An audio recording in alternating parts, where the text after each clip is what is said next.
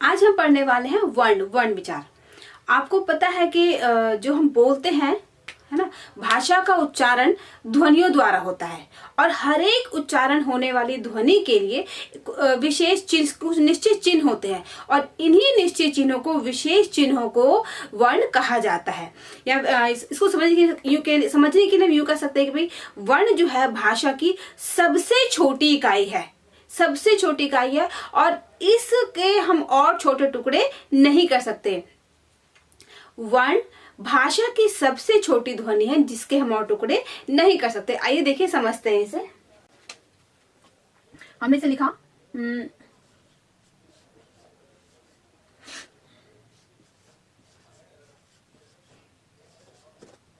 सूरजमुखी। अब इसको अलग अलग कैसे करते देखिए। स उ है,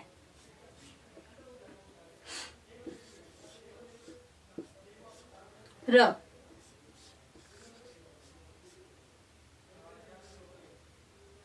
रा में आ है, रा में आ की आवाज आती है। सा में सु, उ है, र आ की आवाज है। ज,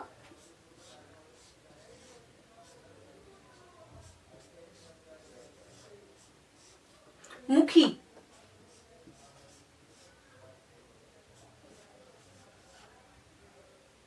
ख,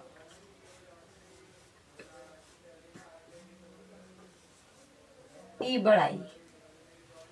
ये जो हमने लिखे हैं इसके हम और छोटे टुकड़े नहीं कर सकते। सा को इसे छोटा नहीं कर सकते, ऊ को इसे छोटा नहीं कर सकते। ये है सूरजमुखी। वर्ण भाषा की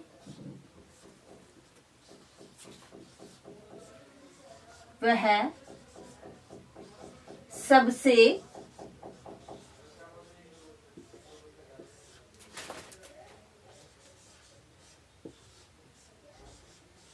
छोटी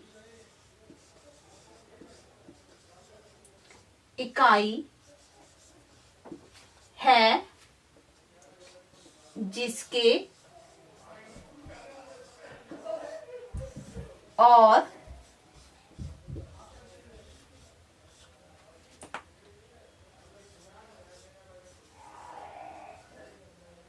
टुकड़े नहीं हो सकते।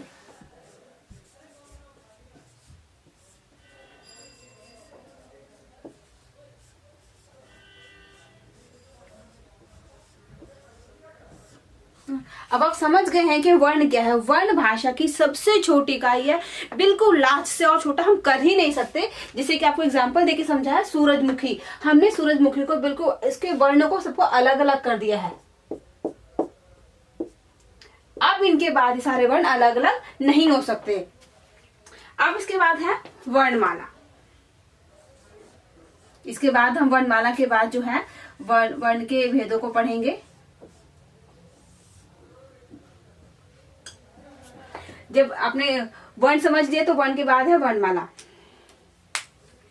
हर भाषा के कुछ निश्चित वर्ण होते हैं। जितनी भाषाएं दुनिया में, हर भाषा, उर्दू, तमिल, मद्रासी, पंजाबी, सभी भाषाओं के जो है अपने अपने वर्ण होते हैं और इन वर्ण को जो हम सही तरीके से सही क्रम में लगा देते हैं तो बन जाती है वर्णमाला। देखिए, लिखते हैं।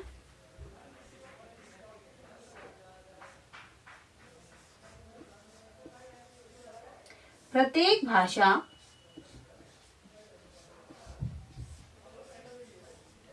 के कुछ निश्चित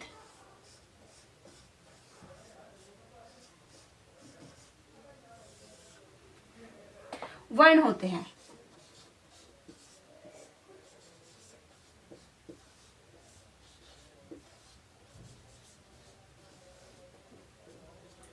इन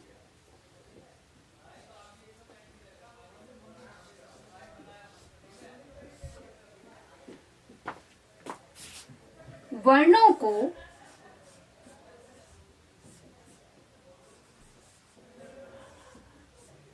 व्यवस्थित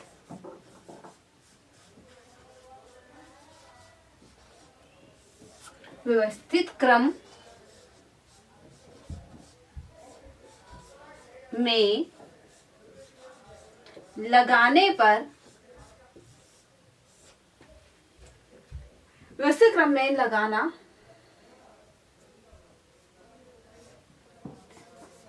लगाना ही वर्णमाला कहलाता है।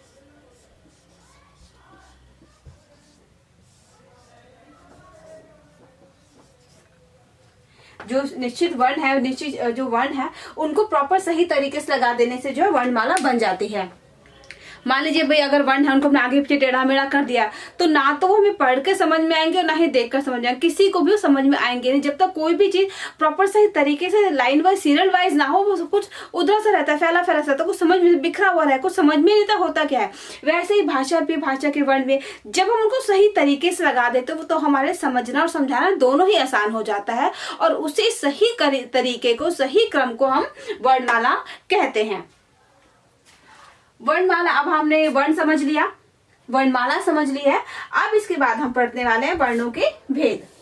वर्णों के भेद के बारे में हम पढ़ेंगे। वर्ण के दो भेद हैं। वर्ण के जो है दो भेद हैं। पहला है स्वर और दूसरा है व्यंजन। तो अभी हम पहले स्वर के बारे में पढ़ेंगे कि स्वर क्या है। जब हम मुंह से बोलते हैं तो जो हमारे मुंह से वर्ण निकल रहे हैं, जो बिना किसी सहायता के निकलते हैं, है ना, जो हम मुंह से अपने वर्ण बोल रहे हैं, जब बिना किसी सहायता, बिना किसी हेल्प के, बिना किसी दूसरे वर्ण की सहायता लिए हुए निकलते हैं तो हम उसे स्वर कहते हैं।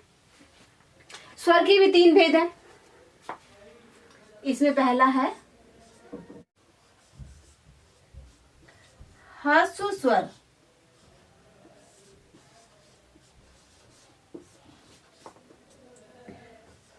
दूसरा है दीर्घ स्वर और तीसरा है प्लुत स्वर। वर्ण के दो भेद हैं, स्वर और व्यंजन। अभी हम स्वर के बारे में पढ़ रहे हैं। स्वर में तीन भेद हैं। पहला ह्रस्व स्वर, दूसरा दीर्घ स्वर और तीसरा है प्लुत स्वर। अब हम इनके बारे में पढ़ेंगे। पहले स्वर की परिभाषा देखते हैं। पहले पढ़ते हैं हम स्वर।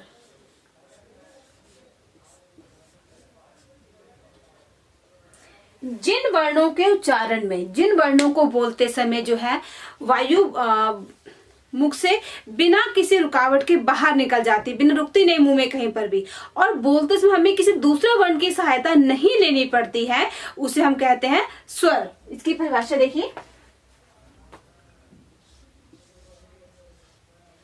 जिन वर्णों के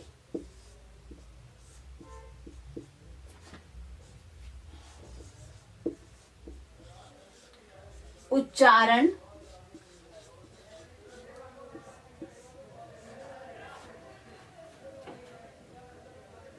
के समय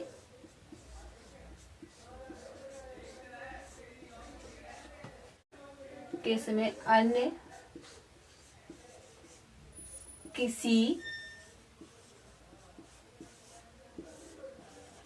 वर्ण की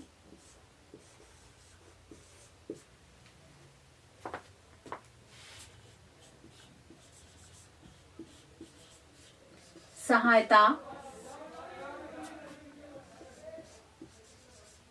नहीं लेनी पड़ती।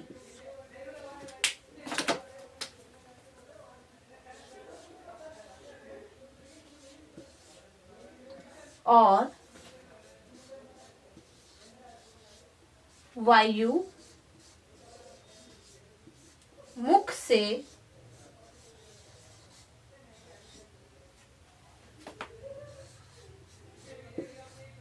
बिना किसी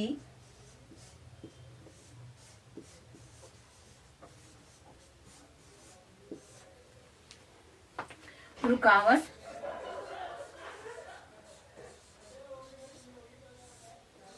के बाहर आ जाती है, बाहर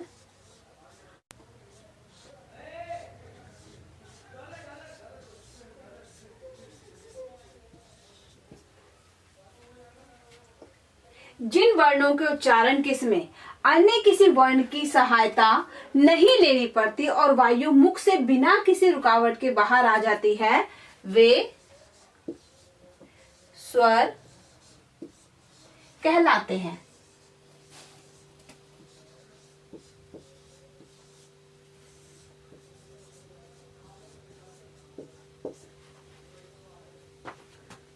हिंदी में स्वर जो है 11 है।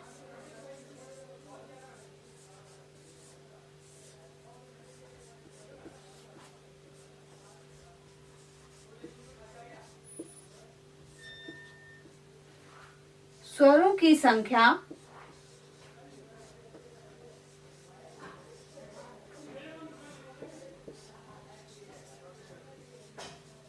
11 है। ये हैं अ, आ, ई, उ,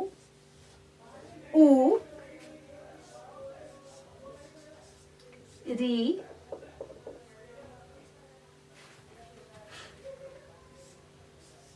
ए,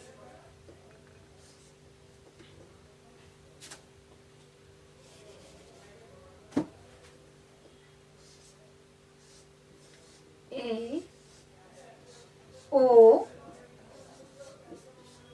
और औ।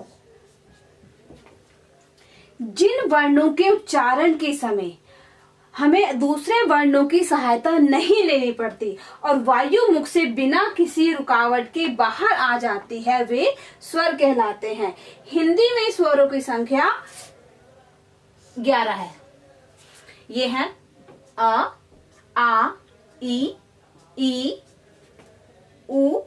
उ, री, ए, ओ और औ।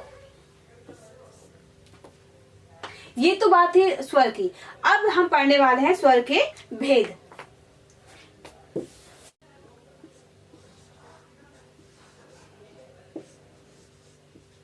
स्वर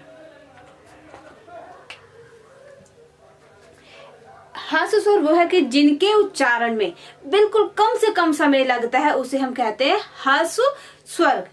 दूसरा है दीर्घ स्वर। दीर्घ स्वर यानी जिसमें हास्य स्वर से दुगना समय लगता है, वो दीर्घ स्वर है।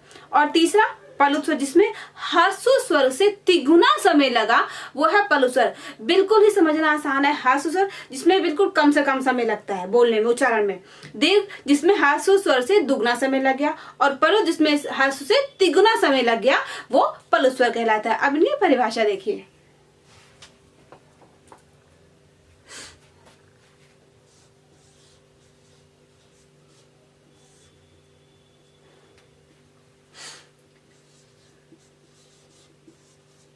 जिन स्वरों के उच्चारण में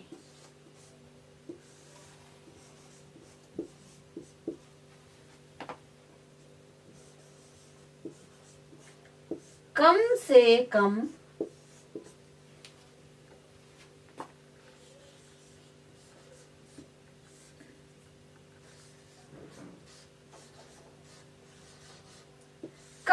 समय लगता है,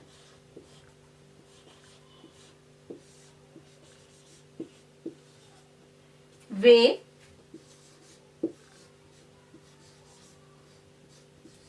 ह्रस्व स्वर कहलाते हैं।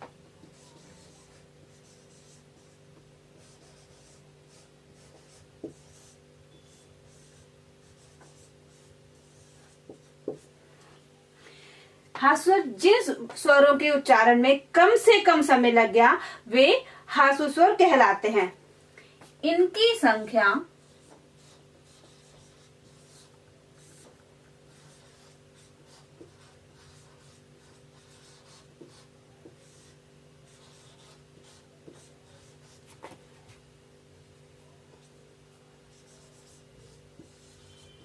4 है। ह्रस्व स्वर जो है इनकी संख्या 4 है। अ, ई, ऊ और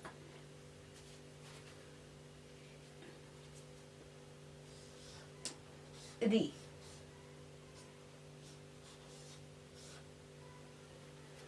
तो अभी हमने पढ़ा ह्रस्व स्वर, इनकी संख्या जो है 4 है, अ, ई, उ और री।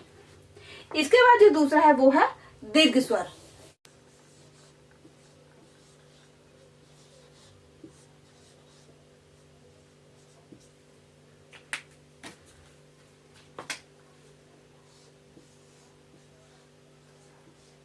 जिन स्वरों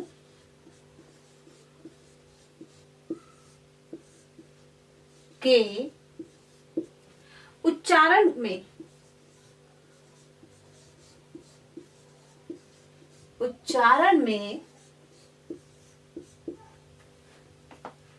ह्रस्व स्वर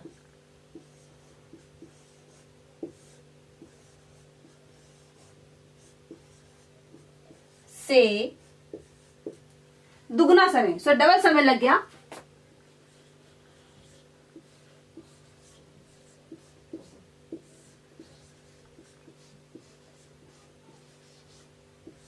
दुगना समय लगता है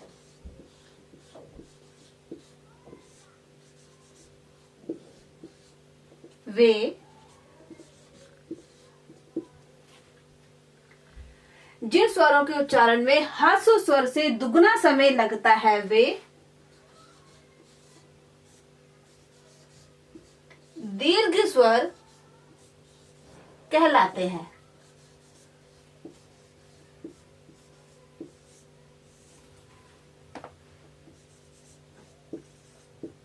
इनकी संख्या जो है वो है 7 है। इनकी संख्या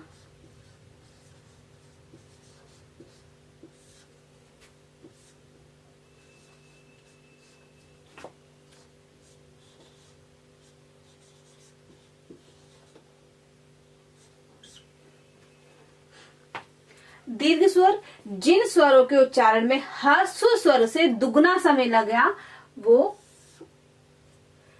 दीर्घ स्वर कहलाते हैं। और इनकी संख्या जो है 7 है। ये है आ,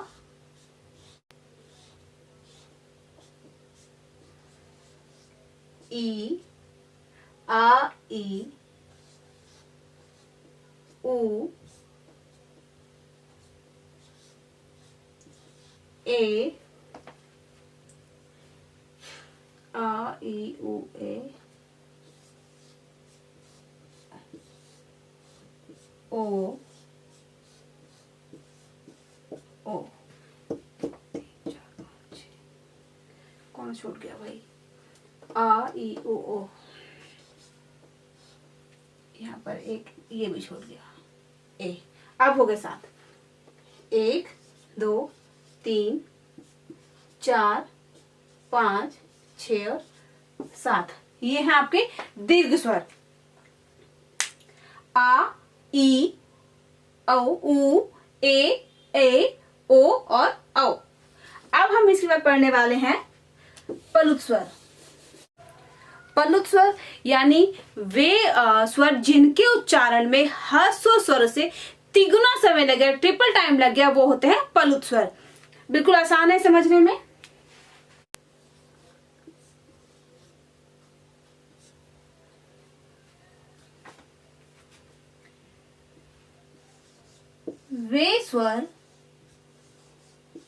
वे स्वर जिनके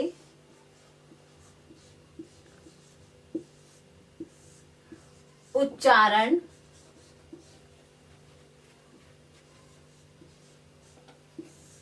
में ह्रस्व स्वर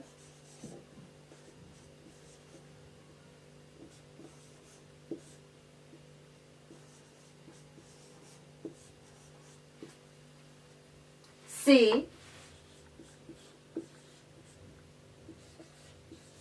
3 गुना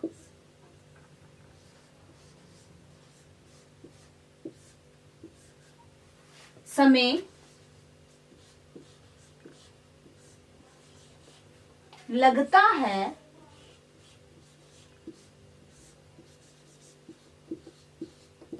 वे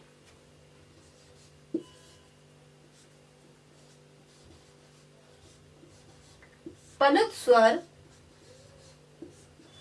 कहलाते हैं।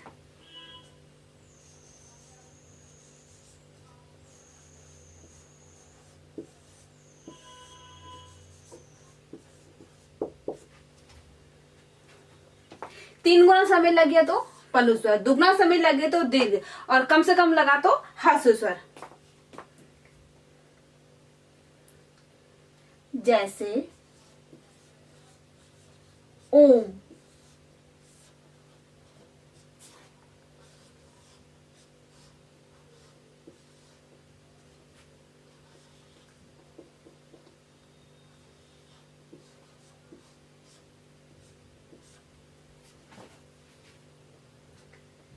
या फिर हम लिख देते हैं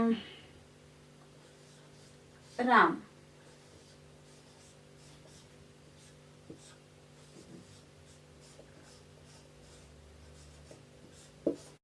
इन्हें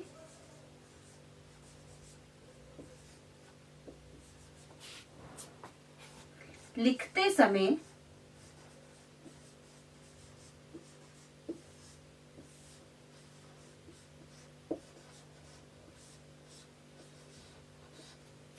स्वर के बाद स्वर के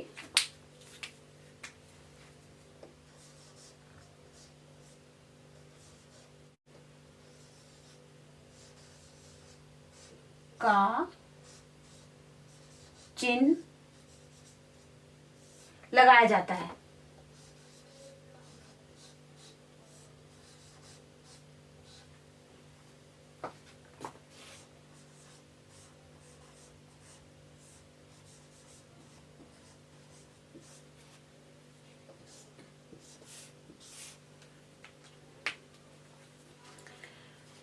तो अब आप स्वर और स्वर के तीनों भेद समझ चुके हैं। अभी हमने पढ़ा वर्ण, वर्णमाला, वर्ण के दोनों भेद, स्वर और व्यंजन, जिसमें अभी हमने सिर्फ स्वर को पढ़ा है। अपने अगले वीडियो के दूसरे भेद व्यंजन के बारे में भी पढ़ेंगे। उम्मीद है ये वीडियो आपको अच्छा लगा होगा, पूरा वर्ण जो है आपकी वर्ण और स्वर आपको अच्छे से समझ में आ गए होंगे। तो मिलते हैं एक नए वीडियो में, जिसमें हम अपने अगले नए वीडियो में जिसमें हम व्यंजन के बारे में पढ़ेंगे। तब तक के लिए गुड बाय। इसी तरह मुस्कुराते रहिए, खुश रहिए और देखते रहिए ज्ञान अभियान।